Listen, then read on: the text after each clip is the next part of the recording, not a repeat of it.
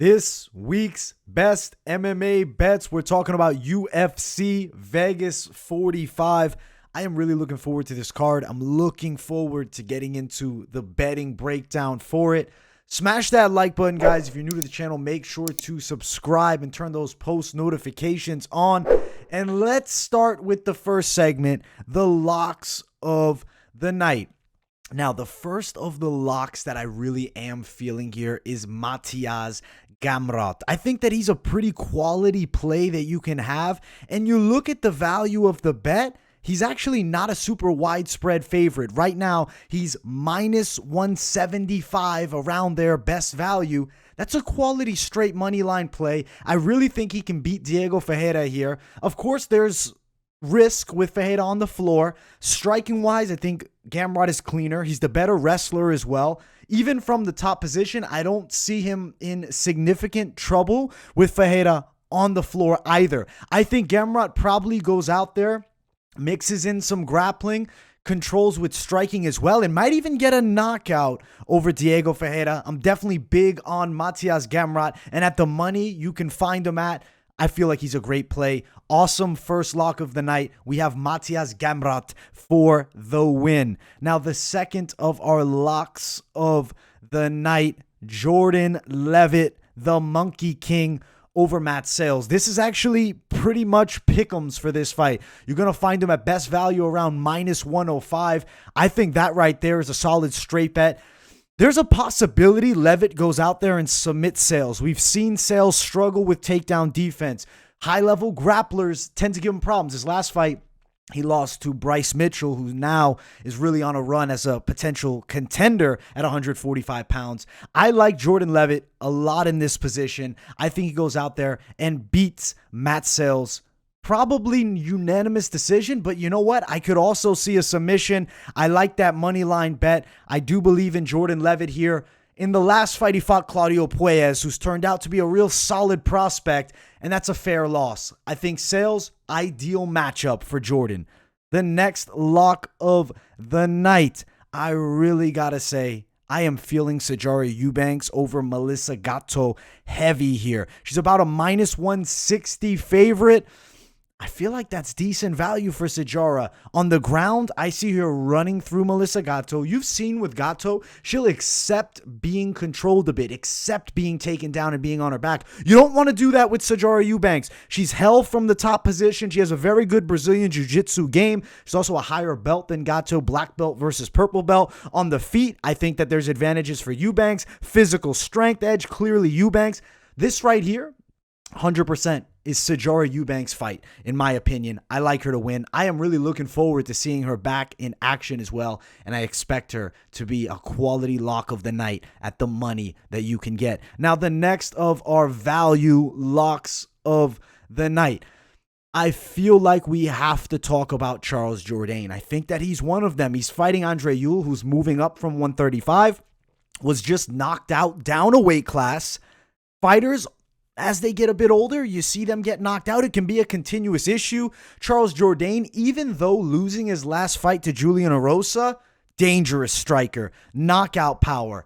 Granted, he's going to be fighting a guy with the reach edge, but Ewell is not a power puncher. A clear power edge for Jourdain. Explosiveness, Jourdain. I feel like striking every asset favors Jourdain. I see him going out there and potentially stopping Ewell as well. I am big on Charles Jourdain. For the money, you get him at about minus 200. I think that's actually a pretty quality play money line. I really like Charles Jourdain, and I do expect him to get the stoppage here by TKO. Now, the next lock of the night, Gerald Meerschaert over Dustin Stutzfas. You look at the last fight, Stutzfas struggled on the feet with Rodolfo Vieira.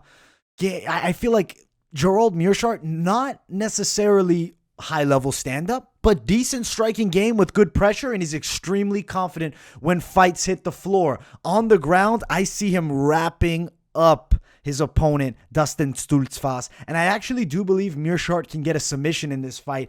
I think he's decent money, minus 200 if you can find him there.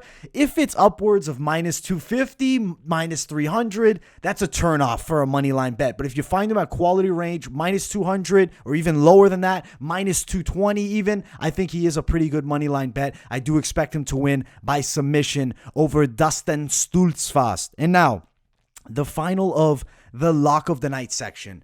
I believe Cub Swanson is going to defeat Darren Elkins. I think it's a good stylistic matchup. Swanson does have great takedown defense. He is a competent grappler. Darren Elkins on the feet is clearly outmatched. Speed edge for Swanson, striking skill set edge for Swanson. I think Cub Swanson picks apart Darren Elkins for 3 rounds and wins a unanimous decision at minus 185. Not bad value at all. I think Swanson is definitely a guy that's potentially worth a play here. Those are the value locks of the night. I think there are some pretty good ones for the money that you can get. Smash that like button, guys, and we are going to jump into the dog section.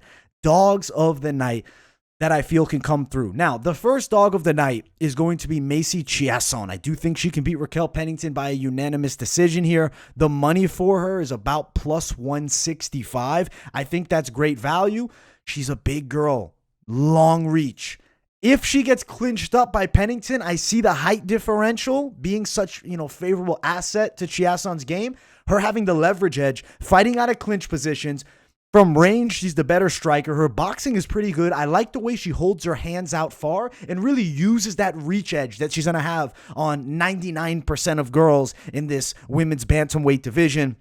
I feel like she's a great underdog, and I do expect her to beat the longtime vet and former title challenger Raquel Pennington here. Now, the next dog of the night has to be Derrick Lewis. Regardless of where the pick is here, Derrick Lewis has a legitimate chance to knock out anybody on the planet with one punch. Daukaus is definitely the technically superior striker, really the technically superior fighter overall. But Lewis is bigger by 30 pounds. He definitely has more knockout power. If he lands one, the fight can be over. It's worth a play. He's about plus 120. I do believe he would win by knockout if he does win. That's his best method to beat anybody in the world, really. And fighting a striker like Daukaus, it's potentially possible. Though, prediction-wise, I am on the opposite side. Betting-wise, there is value in Derrick Lewis for the win. And now, the next dog of the night, I feel like we have to talk Hunsucker. I think that he does have a legitimate chance to knock out Tafa. It's not like Tafa is this world beater striker. He's 4-3 as a pro. You look at the fight against Vandera, controlled, had a good scrap with Carlos Felipe. Harry Hunsucker is going to go for the knockout early. He's a killer be killed style fighter. Even though it's definitely favorable towards Justin Tafa, let's look at the lines. Like, the odds for this fight are not even worth a touch on the 4-3 Justin Tafa. But you can find good money, plus 270 on Harry Hunsucker. I'd lean that. I do expect him to win by knockout. I'd be shocked if this fight goes the distance here. I think that Harry Hunsucker is actually a potential dog that could come through in this spot.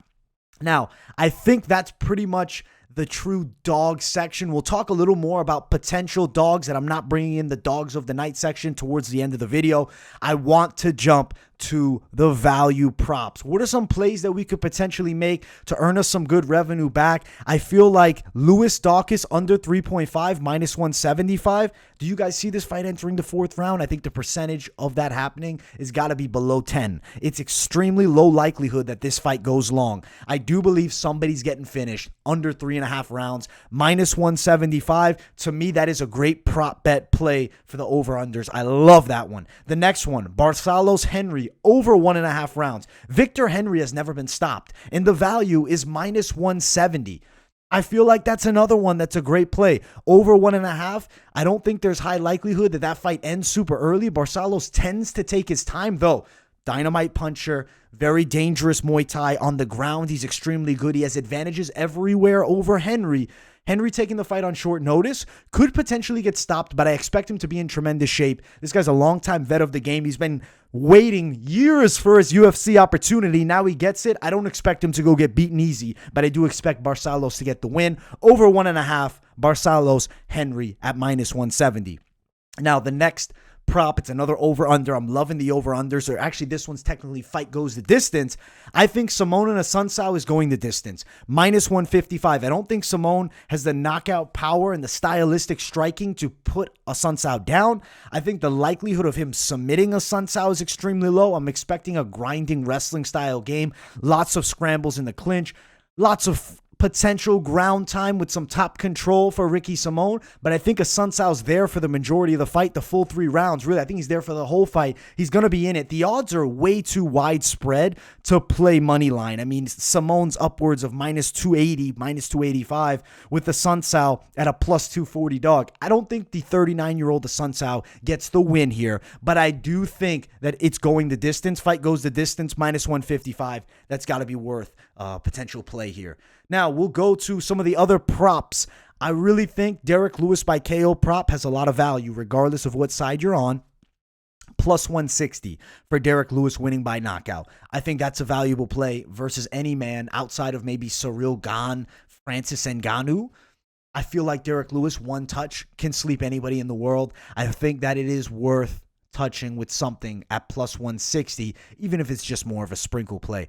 The next one, Charles Jourdain versus Yule. Yule got knocked out in the last fight. I think there's potentially gets knocked out here. I like Jourdain by KO. The plus money is plus 195.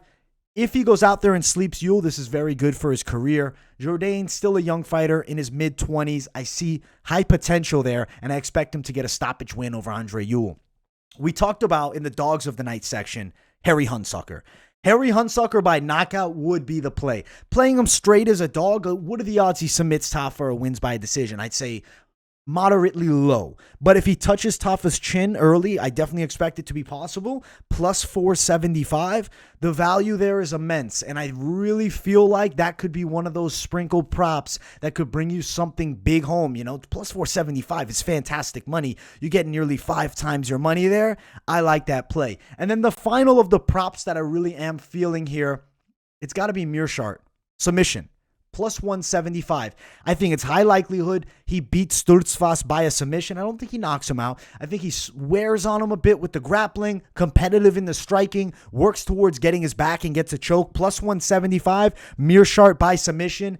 Give me that. I love that prop. Now let's keep on flowing and going.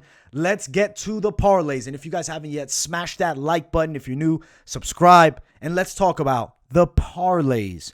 Okay, parlay number 1 that I really like here, Matias Gamrat and Sajara Eubanks. It's going to be plus 150. I think that's fantastic plus money. I definitely think that's something that is worth a play. It's a parlay that I will be playing. It's more of my high confidence, safer parlay of the night. The next one, if you want to add an extension, I still like Gamrat Eubanks. Add Jourdain. You're looking at plus 275. I think that's another great value play. Maybe you're feeling like you don't want to add Jourdain. You rather add, an over-under prop. Depending where you go, the availability of parlaying over-unders. If you can get Gamrat, Eubanks, and Lewis Daukaus under 3.5 rounds, you're looking at about plus 250. I think that's also a fantastic bet because I really have a hard time seeing that fight going long here. It's probably not passing round 3. Now, looking towards maybe you want to just dog it up. If you go Lewis and Chiasson, dog play, both dogs that have legitimate chances to win, plus 450. That's money that we have to talk about. That's something that maybe be more of the sprinkle prop for the night that can bring you something big home when you're not really worried too much about losing it if potentially either of them let us down here. The final parlay I feel like would be considered the Hail Mary. We're going to add some people into it here. This one would consist of Gamrat, Eubanks, Jourdain, Meerschaert, and Assunção Simone over 2.5. You're looking at about plus 730 value. I think that's a decent play if you can parlay up some over-unders in there. Great money back. I think high likelihood of this one coming through. Overall, we got a really fun card at UFC Vegas 45. We'll be doing the Fight Companion, so make sure you guys tune into that. Looking towards the betting side, Amanda Lemos, I do expect to definitely win, but minus 345 to me is just too wide to want to throw straight money down on. I feel like, though, she could beat Angela Hill. What's the likelihood she wins by a finish inside the distance? Looking at the inside the distance for Lemos is plus 200, so a potential prop there. Wonder Boy, I expect him to beat Bilal Muhammad. He is minus 220, so I really don't want to include him in the lock section, but he could be a pretty good to go play here. I do expect this card to consist of some good betting opportunities. I feel like I'm pumped as hell for it. Unfortunately, the last card of the year, so I am disappointed about that. I hope you guys enjoyed this week's best MMA bets. Smash that like button. If you're new to the channel, make sure to subscribe and turn those post notifications on too. And I will see you all in the next video. Peace, guys.